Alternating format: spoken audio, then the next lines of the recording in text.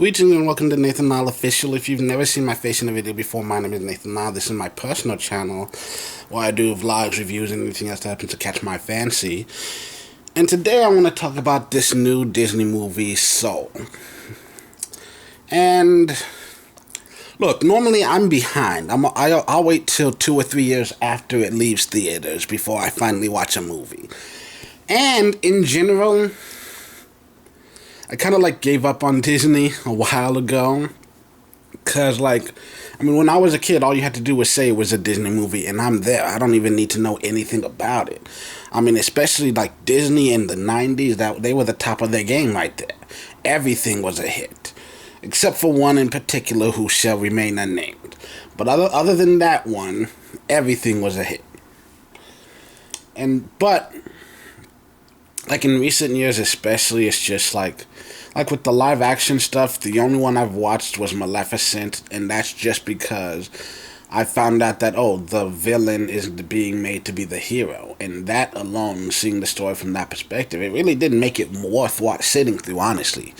If you haven't seen Maleficent, watch it. I feel like it's the only reboot worth watching, because so many of these other ones, I'm hearing a lot of the same complaints, that if you've never seen it before, then sure, it's worth sitting through, but they're trying so hard to recapture the magic of the original while also distinguishing themselves from the original, and everything just gets lost in the shuffle.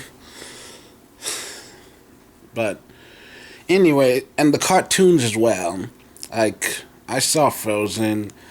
I thought it was overrated. Have not seen Frozen 2. I never saw Princess and the Frog because, Disney was founded by a racist white guy, and, most of the people as far as I know, that are still in control of it are old white guys. I'm just worried.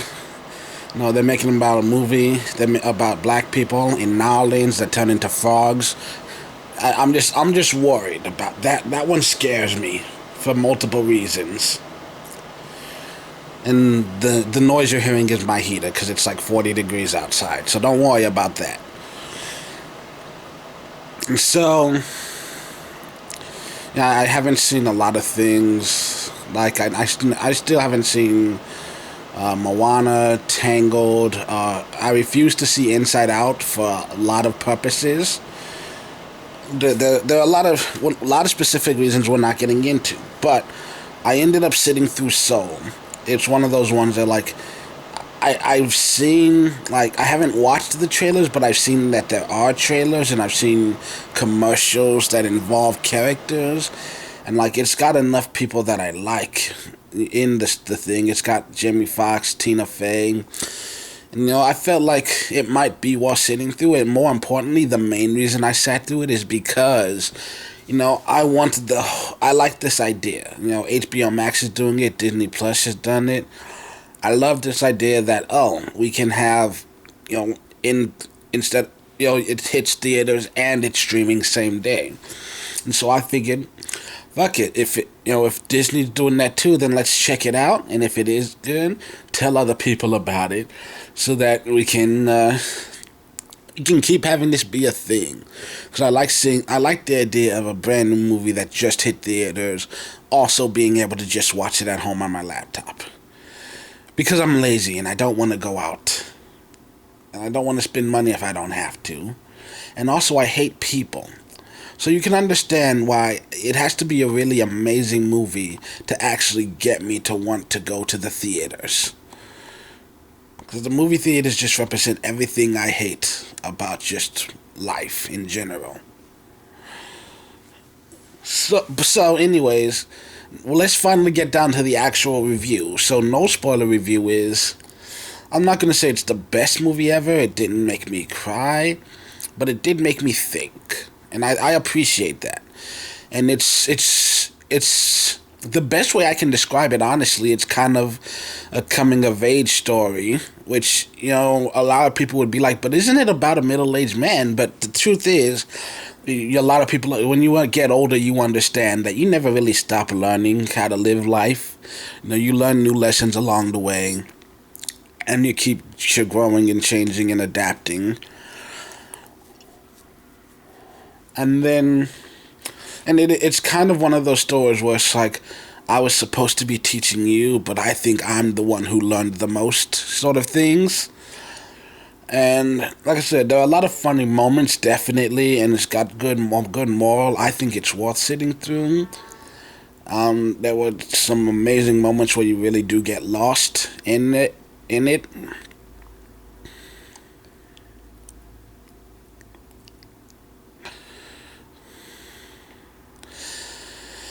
but like I said, it's not the best Disney's ever done, but it's definitely far from the worst. So, yeah, overall opinion, it's worth sitting through. If you want me to get into specifics, then stick around. If not, go ahead and click off the video. Next time I see you, click off the video, and until the next time I see you, have a nice day. Like, subscribe, blah blah, comment, all that shit, blah blah blah. Let's get into the spoiler reviews. So first of all, is this movie worth paying for? Meh, maybe.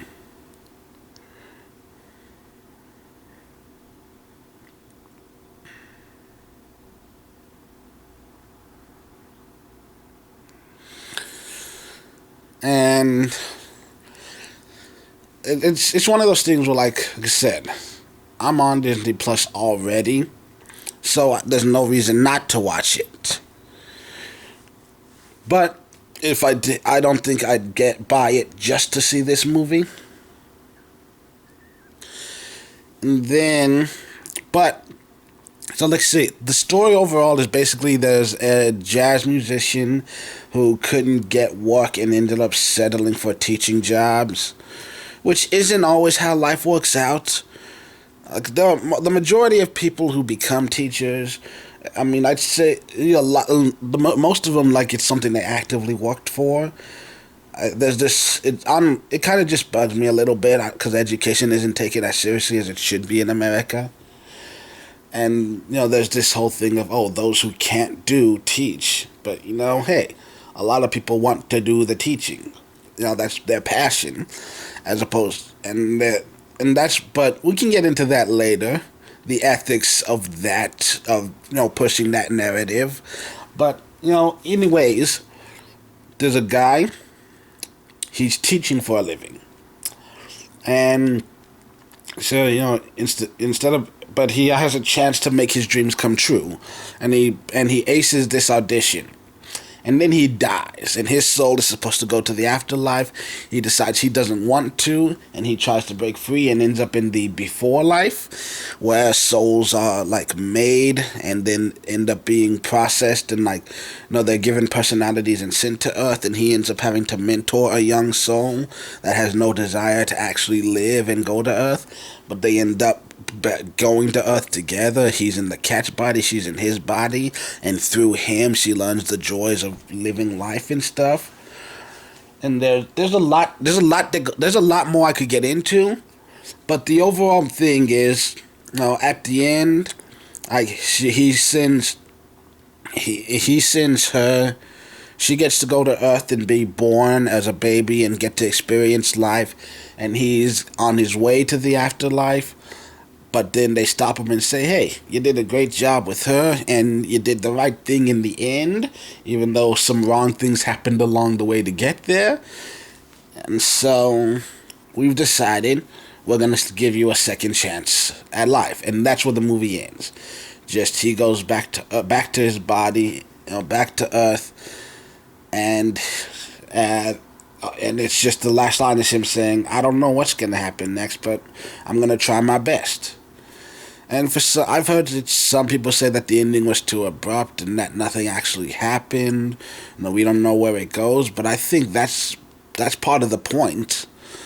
There are no guarantees of a happy ending in life, and I was actually, even before watching this movie, talking to someone about, there's nothing worse than when you force a happy ending just so that it'll be happy. And life in general doesn't have happy endings. Life is one of those things that, hey, you just gotta try to make the best of whatever shit gets thrown at you. And I think this movie does a good job of conveying that message. Honestly, the thing with this movie is, I think adults will get more out of it than kids do.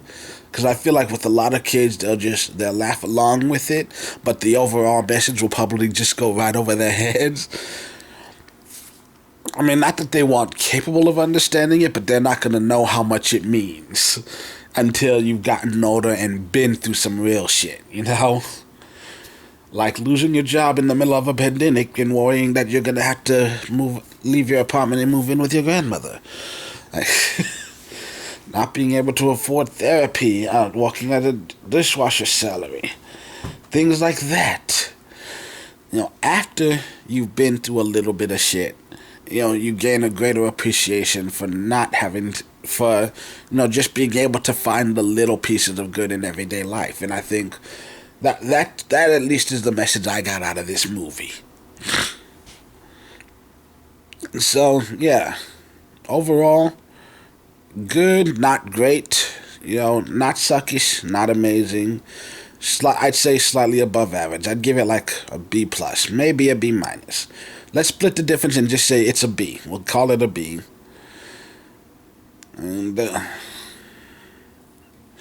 And yeah, I mean, I can't guarantee I'll watch it again. I wouldn't be shocked if I didn't watch it again. It's not something that I immediately felt like I had to watch it again. But I liked it enough that I didn't mind, turning on this my camcorder to tell y'all that I liked it and that it's worth watching. So, I feel like, I usually write a script before I do any kind of video. I didn't do that. I think that much is obvious. So, dealing with a sinus infection right now too, so not at my best. But anyways, yeah. Till the next time you see me in a video, I'm Nathan Nall. This has been Nathan Nall Official. Have a great day.